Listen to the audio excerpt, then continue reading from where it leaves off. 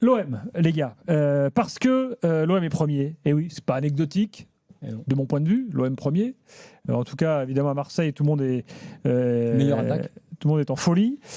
Donc la question est la suivante, est-ce que pour vous, ça l'est anecdotique ou pas après 8 journées? Et puis après, je vous parlerai de 2 Herbie, parce que Florent nous envoie un long reportage, Florent Germain, nous expliquant qu'en gros, tout va bien, quoi. Florent, 2 arbitres sur son nuage.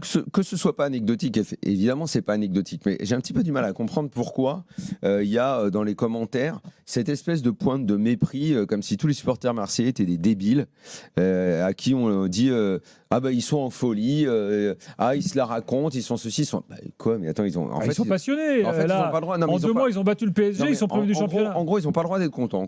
Bien sûr que en fait, si. il faut mépriser, il faut dire bah non, redescendez sur terre, vous ne serez pas champion. Le foot, ça n'est que de la vente d'espoir.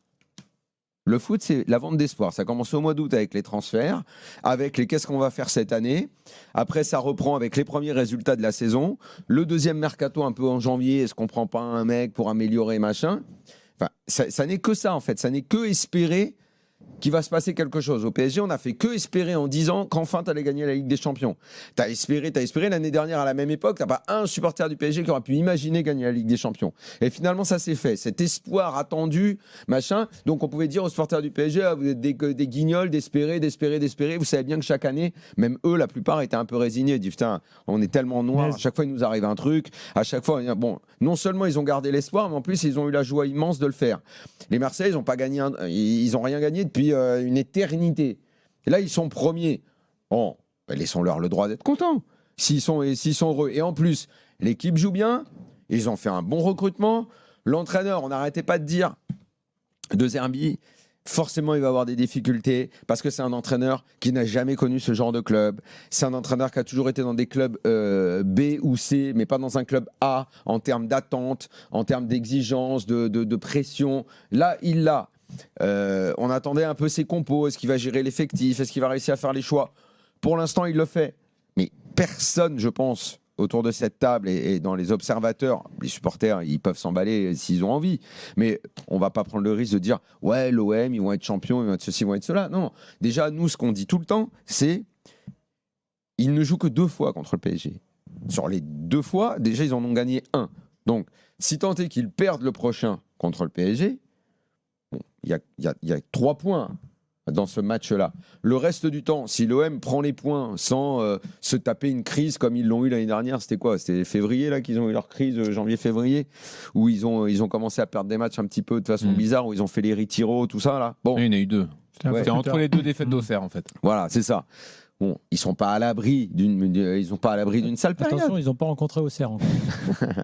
Ils sont pas à l'abri d'une sale période. On le sait très bien que dans une saison, il peut y avoir. Mais là, il se trouve que tout va bien. Il y a eu un petit moment au mois d'août où ça s'est moins bien passé. Là, tout va bien. Bon, ils ont des raisons d'être contents parce que très honnêtement, sur ce qu'on voit, sur la qualité de l'effectif, sur les joueurs leaders, Flo a dit 1000 fois à juste titre que un des dossiers les plus importants a parfaitement été géré, c'est celui de la défense. Ils ont une très bonne défense. Si devant Greenwood arrive à garder la régularité, à faire les efforts qu'il faut, qu'il ne soit pas uniquement un attaquant qui cherche à avoir le ballon pour marquer, mais fait les efforts également pour l'équipe, ils tiennent un vrai grand joueur, parce que je ne sais pas s'il en est capable, s'il a la tête pour ça, mais il a un potentiel de vrai grand joueur. Franchement, ils ont les moyens de lutter longtemps avec le PSG pour le titre. Ils ont les moyens de le faire. Maintenant, on sait très bien que une petite crise, allez, si je dois me mouiller, j'ai vraiment du mal à imaginer qu'ils prennent 15 points dans la gueule cette année. Vraiment, ça me surprendrait qu'ils retombent dans leur travers et qu'ils prennent 15 points. Pourquoi pas, mais j'ai du mal à l'envisager. Donc là, aujourd'hui, pour moi, c'est beau fixe. Oui, c'est beau fixe pour l'OM. Effectivement, il dégage une force qu'il n'avait pas l'année dernière. En plus, attention, le match, c'est pas le match de samedi qui fait dire ça, hein, parce que le match de samedi contre le Havre, où l'arbitre a encore massacré le match avec cette espèce de pénalty complètement bidon, en plus avec un carton rouge encore plus bidon. Là, on va nous la refaire, le coup de la règle. Le coup de ah mais oui mais c'est la règle, ah mais oui mais c'est la règle, mais putain mais stop cette règle, stop cette règle. Mais enfin, vous ça vous révolte pas ces cartons rouges là? Ah si, moi je trouve que en plus, ça massacre le match. L'OM, on n'arrive même pas à dire ils ont été super forts, pas forts. Ouais, ok, on a bien vu que sur le plus frustrant. les gestes techniques, Gridou, donc on les connaît.